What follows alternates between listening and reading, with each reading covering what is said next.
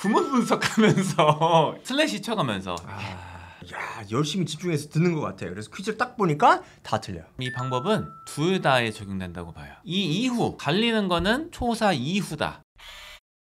교육부 평등을 만드는 정보 미대칭 부숴버리겠습니다. 남기정입니다. 백시입니다. 오늘은 묵독, 청독, 낭독을 완벽하게 파보려고 합니다. 네. 많이들 걱정하시는 게 우리 아이는 자꾸 청독만 하려고 해요. 우리 아이는 낭독만 하려고 해요. 뭐 이런 경우가 많은데 각각의 사례들에 대해서 생각해보는, 그리고 어떻게 하면 좋은지 방향을 제시해보는 시간을 갖도록 하겠습니다. 자, 일단은 묵독에 대해서 먼저 해보죠. 묵독이라는 거는 눈으로만 그냥 읽는 거예요. 소리 내지 않고. 요거의 효과가 어떤 게 있을까요? 좀 익숙해지면은 글을 빨리 읽을 수 있죠. 결국에는 이제 빨리 읽는 게 중요하니까. 네. 예. 나중에 이제 시험을 보게 되면은 지문이 길어지고 읽어야 될 게 많아요. 그래서 이제 묵독에 익숙해지지 않으면은 이거 다 못 읽을 수가 있는 거죠. 그래서 우리 뭐 저기 수능 같은 거 생각해 보면은 네. 이거는 빨리 안 읽으면 힘들겠다. 그쵸.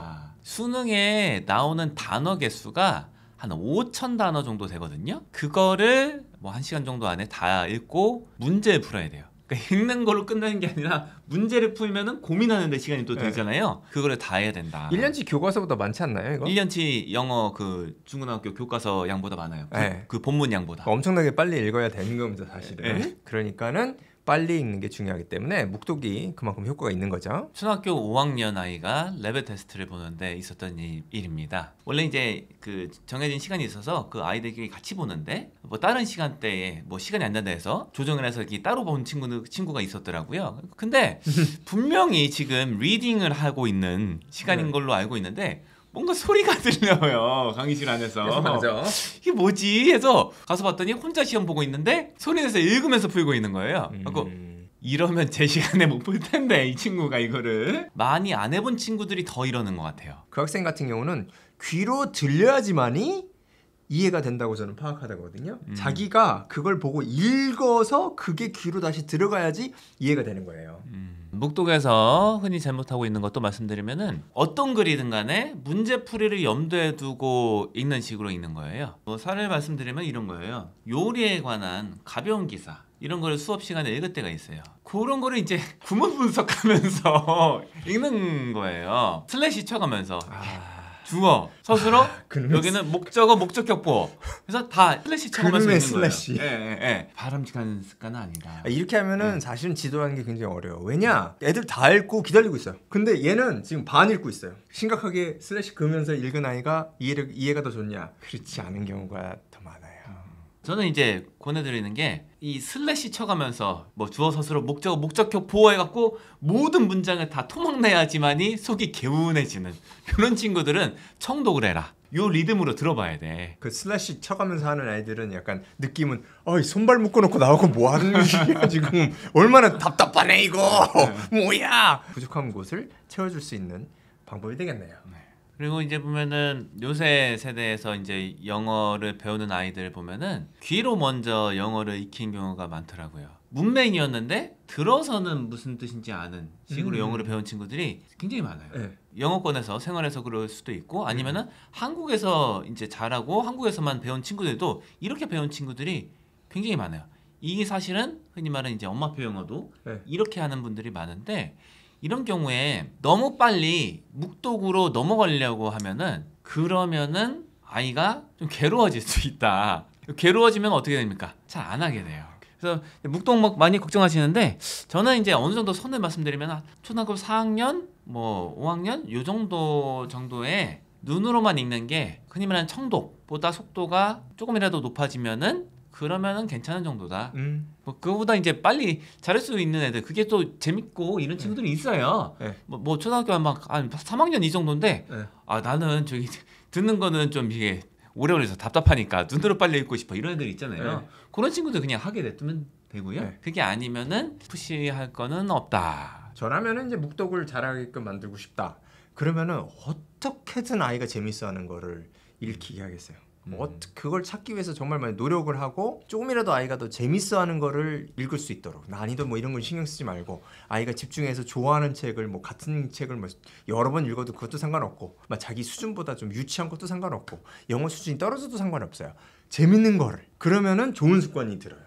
재밌으니까 쑥 읽는단 말이에요. 그게 좋은 습관이거든요. 다음으로 이제 말씀드릴 건 청독이지요. 네. 청독은 글자를 눈으로 따라가는데 틀어놓는 거예요. 음원을. 네. 틀어놔서 들으면서 읽는 거지요. 네. 요게 청독인데 네. 어떤 효과가 있을까요? 청독이. 인간은 눈으로 글씨를 읽어가지고 이렇게 이해하는 게 자연스러운 게 아니에요. 이거는 배워야 되는 것이고 시간이 좀 걸리는 건데 귀로 들리는 거는 이건 자연스러운 거거든요. 그래서 아이 입장에서는 이 들리는 게 더 자연스러워요. 그러니까 자연스럽게 이제 영어를 배울 수 있는 시발점이 되는 거죠. 그리고 음원들이 라디오 극장을 보는 듯한 느낌이 나요. 이렇게 되잖아요. 아마 들어보셨을 거예요. 그러면 그냥 글만 읽어가지고 머릿속에 잘 떠오르지 않은 그런 느낌들이 쫙 밀려와요. 그러니까는 좀 이해하기가 조금 더 쉽고 좀 더 재밌고 이제 우리 모닥불에 앉아가지고 그냥 이야기 듣는 것처럼 1시간 2시간씩 이야기 들어도 재밌잖아요. 그럴 때 그거랑 비슷한 느낌이 나고 그리고 이제 눈으로 좀 쫓아간다. 대략적으로 이제 쫓아갈 수 있으면 성공이죠. 그러면 이제 뭐 흔히 잘못하고 있는 청독 방법 이런 게 있을까요? 아, 이런 경우가 있죠. 아이가 이제 청독을 한 다음에 이제 퀴즈를 봐요. 퀴즈를 봤는데 야, 열심히 집중해서 듣는 것 같아요. 그래서 퀴즈를 딱 보니까 다 틀려요. 근데 이럼에도 불구하고 아이는 자기는 청독만 하겠다. 묵독은 거부. 이런 케이스가 종종 보이죠. 종종 있네요. 예. 생각해 보니까. 요거는 어떻게 해석을 할 수 있죠? 이 현상은? 아, 이거는 수준이 안 맞는다. 예. 아이는 지금 굉장히 괴로울 거예요. 괴롭죠. 나 진짜 이해도 안 되고 이거 재미도 하나도 없는데 이거 하라니까 한다. 또 한 가지 의심되는 건 뭐냐면은 글자를 눈으로만 따라갔지 의미를 파악하려는 시도가 적었다. 약간은 책임을 음원한테 전가시키는 거예요. 음원이 어차피 처음부터 끝까지 읽어줄 거니까 그 시간을 내가 보내면 그 책을 읽은 거야 나는. 이렇게 의식이 있을 수 있어요. 자기가 진짜 집중을 해서 의미 파악을 시도를 많이 안 하고 그냥 이제 눈으로만 따라가는 거예요. 이런 케이스가 그 청독을 잘못하는 케이스다. 이런 친구들한테는 좀 묵독을 비중을 늘려라 이렇게 권해드리고 싶어요. 왜냐면은 이제 이 글이라는 게 똑같은 한쪽이더라도 이 무게가 달라요. 어떤 한쪽은 그냥 가볍게 뭐 묘사하고 약간은 그 도입부의 약간 배경 정도를 전달하는 그런 정도로 쓰여진 그 한쪽이 있고 어떤 한쪽은 이 필자가 영혼까지 끌어모아갖고 나는 이 한쪽을 전달하기 위해서 그 전 단계를 다 셋업했다. 이런 한쪽이 있어요. 그럼 이 한쪽은 좀 더 무게를 두고 고민하면서 읽어야 되거든요. 그거를 묵독을 통해서 그 아이들이 해봤으면 하는 바람이에요. 음원이 처음부터 끝까지 지나갔으니까 난 한 권 읽은 거야. 이렇게 접근하는 친구들은 묵독을 늘려서 무게 있는 부분은 좀 깊이 있게 고민하면서 읽는 시간을 가졌으면 하는 바람입니다. 저는 이제 청독 같은 거를 하기에 적합한 책 같은 것도 간략하게 말씀드리면은 소설이 낫다. 비문학보다. 예. 비문학 청독은 예. 요게 예. 저도 할 때가 있는데 저 스스로 할 때가 있는데 약간 중간에 포기할 때가 좀 있어요. 예. 요 책은 눈을 읽어야 돼. 이 책은 들어서는 효과가 없어. 그 그렇죠. 느낌이 오더라고요. 그냥 틀어놓고 그냥 샬라 네, 직접 봐야 되는구나. 저희가 이제 묵독하고 청독을 했는데 낭독도 있습니다. 낭독은 스스로 보면서 글을 보면서 소리내서 읽는 거죠. 요거는 어떤 뭐 효능이 있을까요? 이거는 자신감이다. 이거를 읽었을 때 다른 사람이 이해하겠다. 명확하게 이해하겠다. 이런 느낌이 있으면은 자신감이 생긴다고 보거든요. 근데 그 느낌을 쌓아가기에 적합하다. 예전에 어떤 아이를 보니까 뭐 책 부분적으로 좀 읽어보게 했어요. 소리내서 읽는데 약간은 오디오북처럼 읽더라고요. 그래요? 네, 그 톤이 딱 오디오북이고 이게 오디오북에서 주로 끊어서 이제 호흡 가져가는 그런 구간들이 있는데 그 호흡이 거의 오디오북스럽더라고요. 그래서 이 리듬이 얘는 오디오북을 몇백 권을 들었을까? 그거를 가정할 수가 있다. 인풋이 온 거를 이제 아웃풋으로 말을 하는 연습을 좀 해볼 수가 있는 거죠. 이게 비율은 많지가 않아도 될 것 같아요. 막 10을 들었다 그러면은 막 1이나 0.5만 얘기해도 이 효능이 있다고 저는 보거든요. 그죠. 그리고 또 저는 여기 낭독이 좋은 게 아이들이 읽다 보면 잘못 읽고 억양도 틀리고 뭐 좀 이상할 게 있어요. 이런 걸 해봐야 돼요. 아니 우리가 원어민이 아닌데 이거 읽다 보면 틀릴 수 있잖아요. 근데 이 틀리는 거에 익숙해져야지 의사소통이 됩니다. 그러니까 어려운 단어는 어떻게 읽어야 되냐면 천천히 그리고 크게 읽어야 돼요. 그래야지 상대방이 알아들을 수 있거든요. 뭐 어저께도 제가 뭐 스피치 하는 거 그 교육을 시켰는데 그러니까 자기가 모르는 거는 그냥 최악이거든요. 이거 의사소통이 안 돼요. 자, 모르거나 어려운 거는 자기가 익숙하지 않은 건 천천히 느리게 상대방이 나의 실수를 정확히 알아들을 수 있도록. 근데 이게 훈련이 어떻게 되냐? 이 낭독할 때 그런 훈련이 돼요. 여기서 자신감이 저는 보인다고. 자신감이 나는 잘해. 이것도 자신감이 맞는데 정말 좋은 자신감은 나는 이런 것이 약하지만 남들한테 이거 보여줄 수 있어. 이게 진정한 자신감이고 이게 없으면은 위험한 자신감이 되고 왜곡된 자신감이 되기 때문에 이 낭독을 통해서 자기의 장단점을 그대로 외부와 소통할 수 있게끔 만들어줄 수 있다. 저는 이 낭독 같은 걸 하면은 발표하는 데 도움이 된다고 봐요.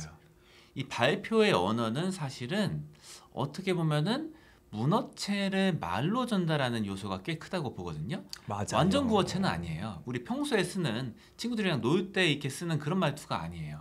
약간은 글로 쓸 법한 내용을 말로 뱉는 거잖아요. 네. 그런 거 훈련하기에 낭독이 괜찮다. 이게 말 그대로 이제 완전한 문장으로 말하는 연습하는 거라고 볼 수 있을 것 같아요. 우리 뭐 일상 대화할 때는 주어 빼는 경우 엄청 많잖아요. 한국어도 그렇고 영어에서도 실은 이제 주어는 생각할 때가 종종 있잖아요. 한국어보다 좀 덜하긴 한데, 예. 그런 거 이제 연습할 수 있다. 그러면 이제 흔히 잘못하고 있는 방법이 뭐냐? 낭독할 때 네. 의미에 대해서 곱씹어 보지 않고 그냥 말로만 뱉는다. 네.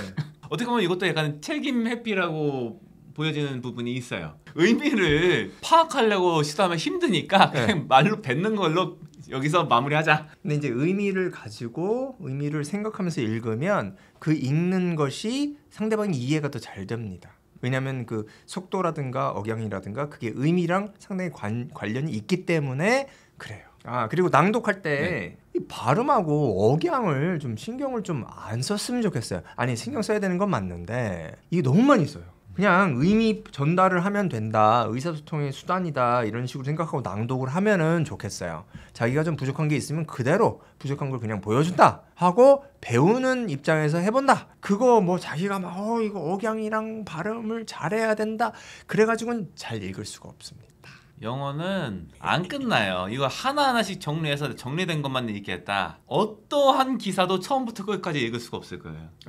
청독, 낭독, 묵독 요거 세 개를 어떤 순서, 어떤 비율 정도로 가져가는 게 뭐 이상적인 것에 가까울까?